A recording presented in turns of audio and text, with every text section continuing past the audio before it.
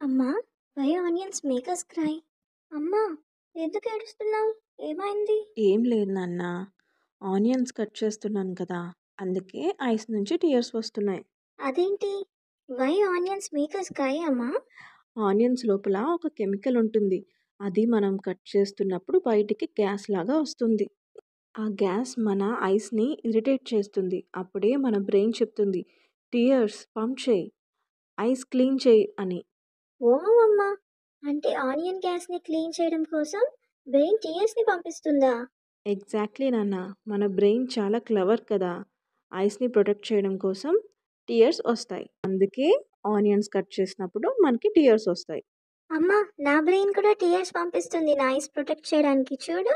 మీ పిల్లలు కూడా ఇలాంటి క్యూరియస్ క్వశ్చన్స్ అడుగుతున్నారా?